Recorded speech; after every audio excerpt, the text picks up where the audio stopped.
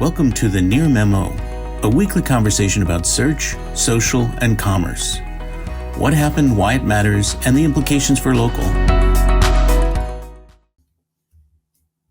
So, Yep. depressing. All right. Depressing as counter that is. argument, something that might actually impact their search volumes, is the story that I wanted to chat about today. So Google came out with some search announcement. I didn't even read it initially. Greg, you highlighted it in one of our private Slack channels. The sort of circle to search on Android phones as a new sort of feature. And I guess this to me signals that depending on the amount of political capital you have inside of Google, you still can do these sort of fun, attention-getting projects that are, in my mind, never going to be a dominant mode of search, that they are still investing resources into some of these things. And I think, Greg, you made the comment, hopefully I'm not putting words in your mouth, but that some of these things are truly PR exercises, that it's a way, it's sort of keeping Google top of mind for being innovative and that sort of thing. And I guess I'm just sort of floored, given the sort of belt tightening, very, very widely reported belt tightening context happening in Mountain View, that they're not actually more worried about search quality and result quality. Frankly, I think that that whole story has been overblown. Personally, like, again, I find myself defending Google here. Like, I don't think the results are as bad as many people are making them out to be. But clearly that is now a major sort of thread beyond just the tech world, that Google's results are declining in quality. And if I were them, I'd be friggin' panicked that my golden goose was going to stop laying eggs.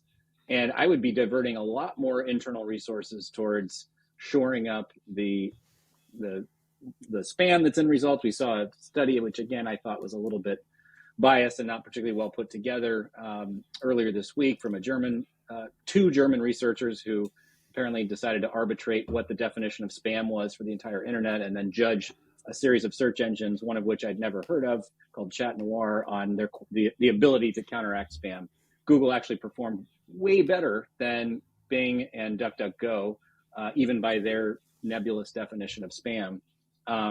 So it's just but that, again, that the point is that thread is kind of out there in the zeitgeist at this point, and it's just very surprising to me. I mean, it's not surprising to me that if they do end up shutting down GBP, that they're trying to steer more resources back to kind of the mothership. But the fact that they're still doing kind of these, I think, again, just not.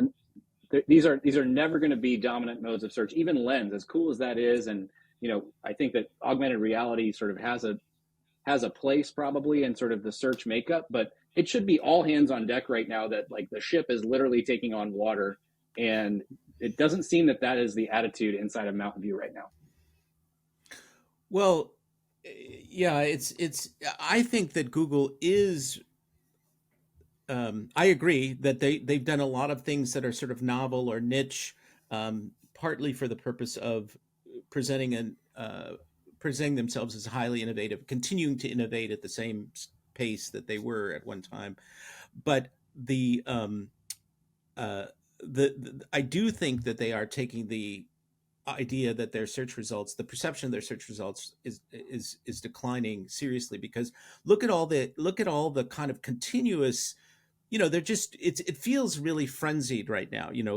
All the algorithm updates, all the feature changes and tweaks that they're doing constantly. I mean, they'll say this is no different than the past, and maybe they've always run experiments, but it feels to me like there is a certain amount of, I don't want to say panic, but anxiety that's driving a lot of these things that they're doing. I mean, when we go back to the Jerry Dishler comments, right, about we're making he's gone now or is on the way out from Google. We're making the search results into a continuous stream, I'm paraphrasing, of visual information. That was a reaction to TikTok in large part, and the abandonment of some younger users for social media. And so I do think that there's a sense of concern. How high that is unclear to me, but I don't feel like Google. I mean, when I go to Google search results now, I just see this just I mean, I've been complaining about this for a long time, but it seems like the page is just incoherent. It's got its various blocks, it's organized, Well, but keep in mind though, it whatever, a quarter of a percent of users have the SGE thing enabled, right? So most people aren't seeing that additional clutter on their screens. right, of course. But I mean, I just the four ads now almost every single time, the carousels, the blocks, the organic, more ads. It just really feels hard. In a transactional context, Google is still very effective, but in an informational context, it's just a lot better to get information in. I tweeted about this, but I was using the ChatGPT assistant, the voice assistant, and I was doing research on these sauna blankets, if you've ever heard of what those are. It's like a sleeping bag that's supposed to imitate the experience of being in a sauna. But never mind Sounds why like I a was doing terrible that. product, to be honest. But So Well, this product search is a result of Greg. Greg created this correlation between Google Core updates and Google's anxiety, and some of that anxiety has transmitted to Greg, and now he's looking yes, I'm to figure I'm out how to. absorbing the anxiety. No, no, no, no. I got on this kick where I was curious about this product, and I wanted to figure out if it actually worked. It promises, blood sugar reduction and weight loss and stress reduction and all this stuff. And so, I did a couple of those searches on Google, and you just get site after site after site, most of them product oriented, trying to sell you something, very, very little actual information. And I did the same query on the ChatGPT voice assistant. I said, are sauna blankets effective? Do they perform as promised? And it engaged me in this conversation in which it had all kinds of elaborate information and basically said, yes, a lot of these claims are overstated. They work this way. Think about them this way, and it prompted me to ask mm-hmm. further follow up questions, which it responded to in a very natural sounding manner. And I came away after about 3-4 minutes of interaction with a pretty good sense of this product and its limitations. And it was much more efficient to do that than it would have been to go to Google and click, click, click, and read and know this Right. one's an affiliate site or this one's a manufacturer. And so, at the bottom of the funnel, Google still works well. At the top of the funnel, it's more incoherent from my standpoint. And there's a lot of untrustworthy information that's coming through. But the And this experience could be the experience you're describing, Greg, is very much what that Gemini demo is getting at, right? They are looking for this sort of interactive, faceted search experience, and then spitting out still the results where you can go buy this sauna blanket or whatever it is from 6 different retailers. I'm not going to buy right? one. So, After my experience, I'm not going to buy one. I mean, So part of the I just- issue that I find think- with go ahead. even Lens, though, is that exactly this, which you go to Lens, you drop an image in, let's say it's of a tree because I want to identify it. Google tries to sell me a tree from the nearby nursery. I don't want to buy a tree. I want to know about a tree. And maybe Google is all these updates are around these transactional capabilities, and they haven't yet really figured out how to bring this out to improve the informational stuff, which is what Greg's seeing. It's like, I mean, to me, Lens is useless these days because it's every image you drop in brings back the price and the availability and whether they're in stock. Well, this goes Mike, back to what we. Go ahead, David. Sorry. How much of that though is like what consumers are doing? Like I can imagine Lens actually maybe its highest and best utility is price comparison while you're in an aisle. Should I buy this thing at Target or at Best Buy or at whatever, Home Depot? Maybe. But from an information retrieval point of view, it's useless, right? I mean, from somebody who doesn't buy that much stuff. So, I mean, I'm with Greg here. I'm going to be moving. I move away. It used to be you could drop an image in, you could find out where it was located on the web, you could find out what it was a story about, you could find out if the image was replicated 2,700 times, whether it was spam. Now, the only thing you can find out about it is the cheapest price someplace. And it's like, it's Well, pretty useless this may from be my point of view. this may be part of the revenue imperative, right? The monetization and revenue imperative Could be. that seems to be. But David's right. seems to be- Maybe that's what users are looking for. I know. Well, I mean, I think that it's not entirely the case to say that everything Google is doing is a rational or coherent response to user behavior, because there was a TikTok study which I still intend to do a write up about by Adobe, where they looked at why people were using TikTok as a search engine. It was explicitly about TikTok as a search engine, not just do you use TikTok.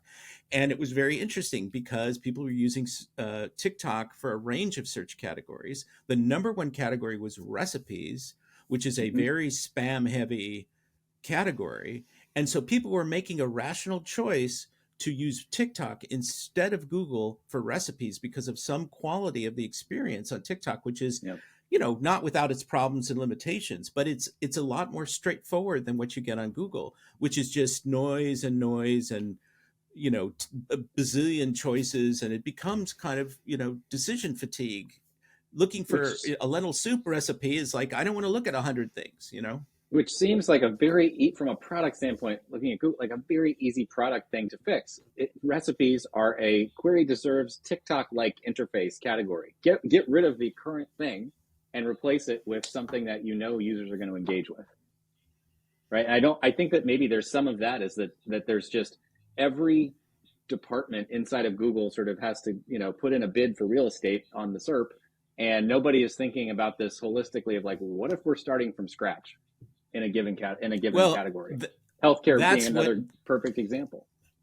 That's what the Gemini, that demo we talked about, where the faceted search, as you called it, demo is really interesting because it's a very different UI, very different experience, taking somebody down the funnel from information to transaction. But it doesn't, at least in what we saw, it doesn't include the 15 ads and 17 carousels and more organic results and more carousels and more ads. It's more coherent, and that's going to be problematic for Google to deliver against that, but still maintain a lot of the same features and revenue generating capability that the traditional SERP is doing. But we'll see. Okay. Another extended edition of the Near Memo comes to a... Not that extended. Come on, this is like, what, 34 minutes? 32 minutes. 32 minutes and 43 seconds. Yeah. An exciting close. We will be back next time with more analysis, news, and unsolicited opinions. All right, sleep products to buy or ignore. Yes, this is we're going to turn this into an affiliate site. Recommending our own products. You buy my supplements, by the way. No, kidding. All right, have a good week. Have a good weekend, everybody. Thanks for joining David, Mike, and Greg. To stay on top of the latest developments in local, subscribe to our newsletter at nearmedia.co. We'll see you next week.